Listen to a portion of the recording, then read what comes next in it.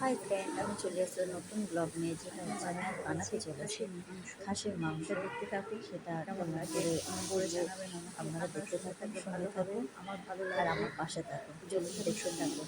তো মাংসগুলোকে আমি প্রথমে প্রেশারে দিয়ে নেবো। প্রেশারে দুটো সিটি মেরে নামিয়ে নেবো। প্রেশারের মধ্যে আমি দিয়ে দিয়েছি, এর মধ্যে দিয়ে দেবো 4টে এলাচ, তেজপাতা, একটু হলুদ আর একটু নুন। তো আমি দিয়ে দিচ্ছি এলাচ, দেখতেই পাচ্ছেন দুটো। এর মধ্যে দিয়ে দেবো আমি দারচিনি, 2 কোয়া দিয়ে দেবো আমি রসুন। কেন তাহলে এটা যে গন্ধটা, সেই গন্ধটা থাকবে না। একটা সিটি মেরে আমি নামাবো, দুটো সিটির মানে একটা সিটি দেবো। আর এর মধ্যে একটু হলুদ আর একটু নুনটা দিয়ে দিই। দেখুন আমি সব দিয়ে দিয়েছি, এবার আমি ঢাকনাটা বন্ধ করে দেবো। ঢাকনা দিয়ে দিয়েছি, একটু সিটি পড়ুক।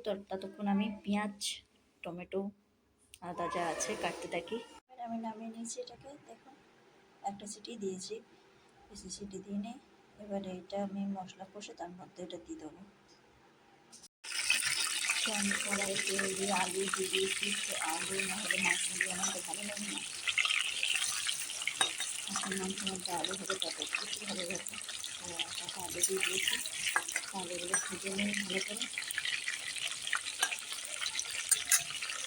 তো এবারে আমি তেলের মধ্যে এক এক করে জিনিসগুলো দিয়ে দেবো, যেমন হচ্ছে দারচিনি, একটু জিরে দেবো, এলাচ দেবো গোটা। তো এগুলো দিয়ে দিয়েছি। এবার আমি এর মধ্যে পেঁয়াজ আর টমেটো দিয়ে দেবো। আমাদের এখানেও মশলা হয়েছে, গ্রাইন্ডারে করে রেখেছি, কিছুটা এখানেও দিয়ে দিয়েছি আমি। টমেটো আর পেঁয়াজটা ভালো করে মিশিয়ে দিই, তারপরে এটা ভাজা হয়ে গেলে তারপরে ওই মশলাটা আমি দিলাম। এটা ভাজা হলে এর মধ্যে একটু নুন দিয়ে দেবো আমি। এটা অনেকটা ভাজাভাজি হয়েছে, আর একটু ভাজাভাজি হলে তারপরে আমি গ্রাইন্ডারে মশলাটা দিয়ে দেবো এর মধ্যে। তো এবারে আমি মশলাটা দিয়ে এর মধ্যে গ্রাইন্ডারে মিক্স করবো মশলাটা। তো আমি এর মধ্যে দিয়ে দিয়েছিলাম মশলাগুলো, মানে আদা, রসুন, পেঁয়াজ, লবঙ্গ, এগুলো সব মিক্স করে দিয়ে দিয়েছিলাম। কাঁচা লঙ্কাও দিয়ে দিয়েছিলাম। তো এখানে আমার কাঁচা লঙ্কা পুরো কম দিলেও হবে।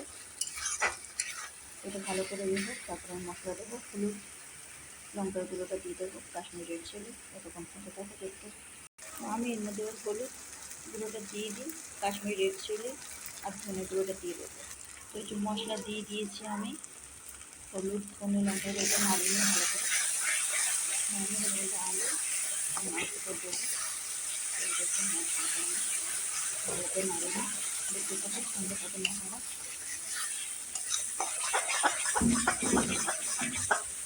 তো আমি এর মধ্যে আলুগুলো দিয়ে দিলাম, আলুগুলো দিয়ে নাড়াতে থাকি, না আলুতে শক্ত শক্ত থাকে, এর মধ্যে দিয়ে নাড়াতে থাকি ততক্ষণ। তো আমি এর মধ্যে এবার মাংসটা দিয়ে দেবো। এখন আলুটার সঙ্গে এটা কষা হয়ে গেছে আমার, মাংসটা দিয়ে সঙ্গে মাংসটাও দিয়ে দিয়েছি। এবার মাংসটা দিয়ে আমি কষতে শুরু করে দিয়েছি। আবার কিছুক্ষণ কষে নিয়ে আমি আবার এটাকে প্রেশারে দিয়ে দেবো, কেন একটা সিটি দিয়েছি, তার মানে শক্ত আছে। আমি একটু কষে নিই। তো আমার কষা হয়ে গেছে।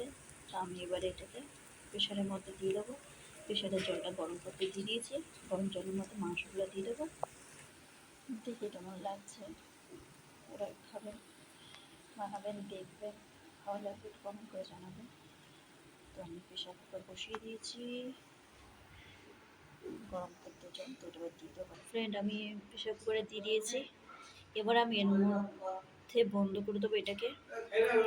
তো দেখুন আমার মাংস রেডি, প্রেশারের সিটিতে মাংস হয়ে গেছে। এবার আমি এটাকে গামলায় ঢেলে নেবো। কেমন হয়েছে জানাবেন, কমেন্ট করে বলবেন। প্রেশারের মধ্যে মাংস